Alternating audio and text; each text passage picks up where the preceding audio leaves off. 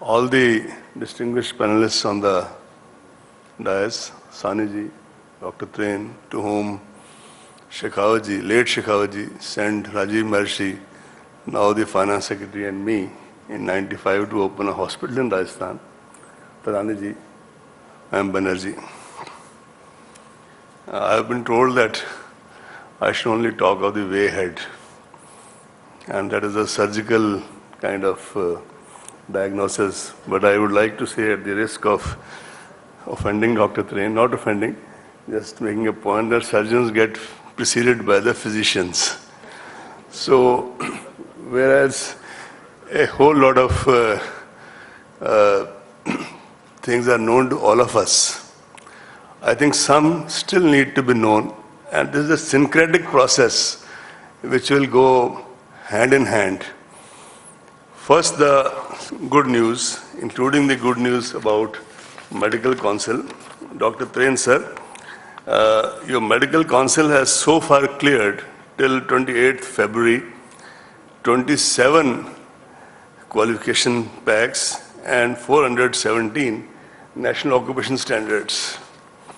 In all, the sector skill councils, handheld by NSDC, I think the CEO is also here, have done 1077 qualification packs and 5563 national occupational standards. And this has been done by 25 functioning sector skill councils. There are 31 in all. The rest are in the process of being established. And these councils were initially kind of done as I said, the hand-holding, and not just hand-holding in emotive terms, in financial terms also was done by the NSDC. I joined as the first secretary of this ministry on 2nd September. And sir, not only next year, we will tell you what we are trying to do right now, after about 4 to 5 months of our existence, and how we are succeeding and how we need to go ahead. As far as the issues are concerned, very broadly, I would classify them as the following. A lot was said about 2%. We keep on hearing 2% Indian workers are trained or skilled. With all due regards, whereas I agree with all other observations made here, this 2% is a bit of misleading figure, because a whole lot of weavers of Varanasi, of Kanchipuram, the gold and jewelry workers in Jaipur, in Surat, so on and so forth, in hundreds of places in this country, they are skilled. They are not qualified. They have been doing this job generation to generation. So the fault lies somewhere with all of us, whether it is industry or the government or the academia, that despite being so highly skilled, they are still not, in the technical sense, qualified. There comes the issue of RPL, recognition of prior learning. They need to be kind of certified. A way out has to be found that a certification is done on the basis of their skilling. And I am glad to report to you that in the Pradhan Mantri Kaushal Vikas Yojana, approved by the cabinet about 12 days back, out of, in the star, 10 lakh people had been covered. Now 24 lakh people would be covered. A bit of scaling up. Maybe more scaling up is required. Rather, far more scaling up is required. But out of that, 10 lakh would be exclusively for RPL. That is those who are skilled but not certified. Issue number 2, certification itself. There was a notification issued, as has been mentioned, in December 2013 called National Skill Qualification Framework. That makes it mandatory for various certifications to align to NSQF within 3 to 5 years, even going to the extent of saying that if after 5 years it's not aligned to NSQF, further funding for various schemes would be stopped. Mr. Ramadurai, he doesn't need any introduction. He is the chairman of National Skill Qualification Framework, and we are all working together. As secretary, I am also a member. We are all working together to ensure that all the meticulous work done by the sector skill councils gets formally aligned to NSQF or is recognized as such. And I'm sure in the next 1 year, if at all I am again asked to stand here, we'll be able to report that it has been done. A large part of it has been done. Third issue, why are we producing as a system degree holding illiterates from Mofussil colleges? Why are we not going for vocational education in our vocational subjects, at least in a big manner? As Dr. Tain said, some states have started moving towards that. One of the best islands in this regard probably initially was in North Haryana, but they have done it 400 institutes. They have 23,000 schools. So that's the kind of scaling which is required all over the country.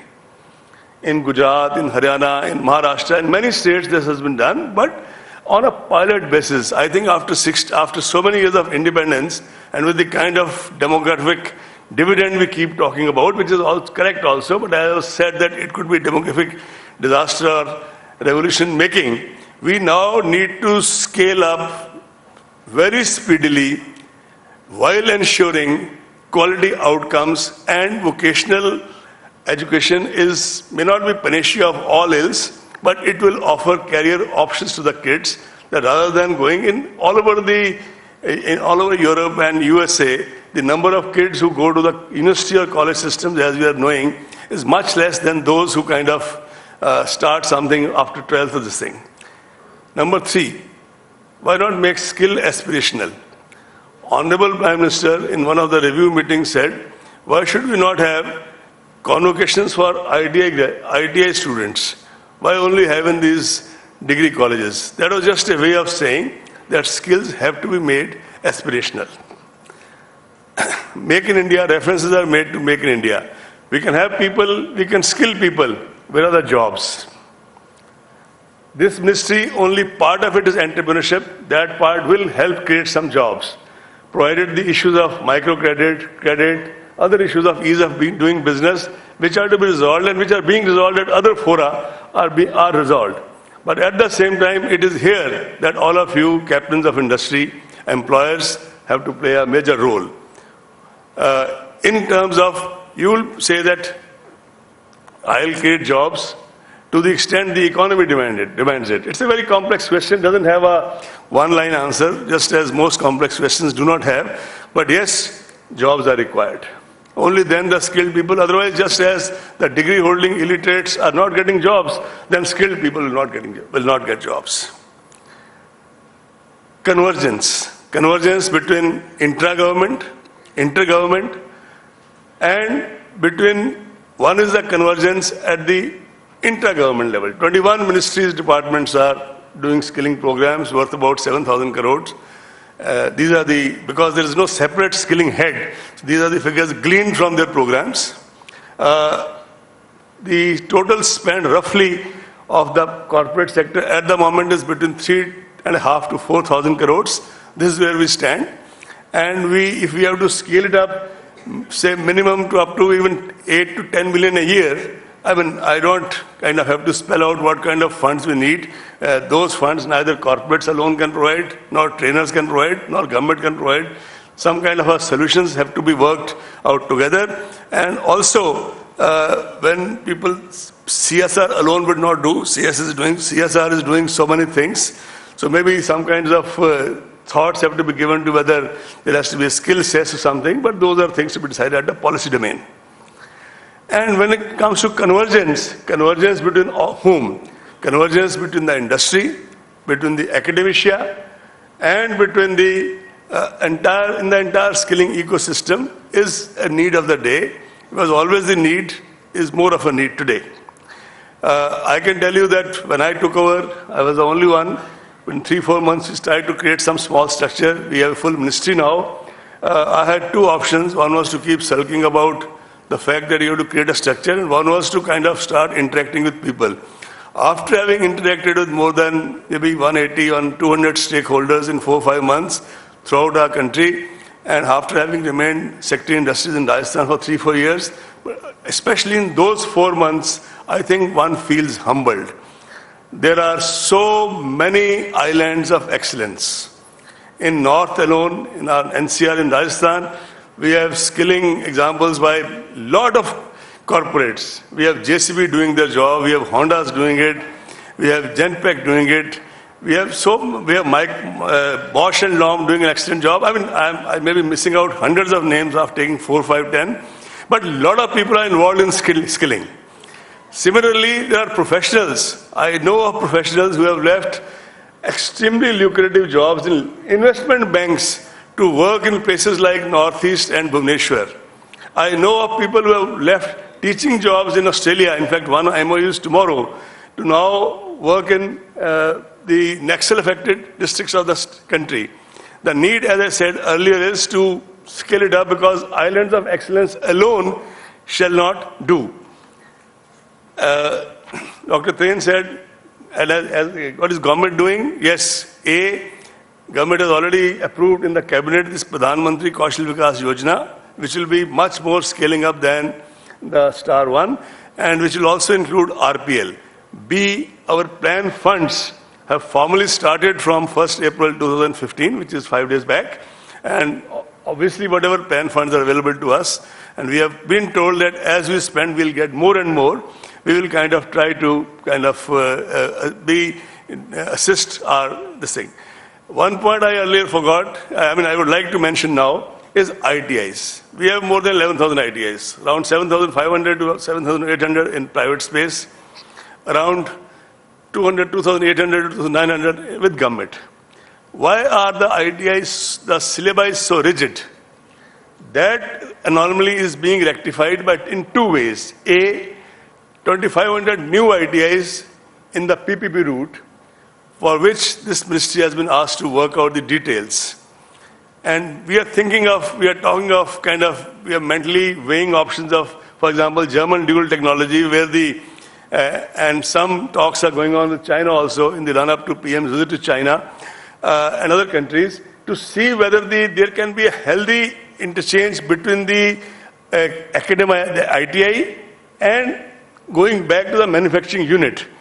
There was a reluctance on the part of employers in the context of rigidity in the Apprenticeship Act. Some of the rigidities have already been taken care of in the last amendments.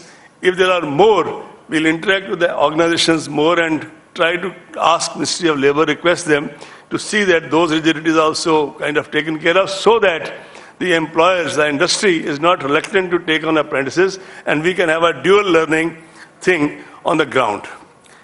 There was a skill policy in 2009. It was mandated to be revised 5 years later. That is being now revised, the only change being that now it is National Skill and Entrepreneurship Policy 2015, which means allowance will be made for the entrepreneurship part of this. I think a lot more needs to be said by everybody. There will be some questions also. We are running late in the session. As I say that this is a very difficult space. We have to think, all of us, in my humble opinion, not as CII, not only as civil servants, not just as entrepreneurs, but as citizens of India, that in 2020, in my opinion, in 2015, 16 or 16, 17, if Skill India and Make in India do not become two sides of the coin, we will probably be losing our act.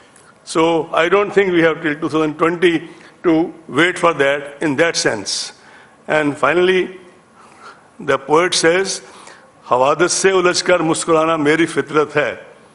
हवादत से उलझकर मुस्कुराना मेरी फितरत है. मुझे दुश्वारियों में अश्क बरसाना नहीं आता. So all of us have to kind of try and work like that. Thank you.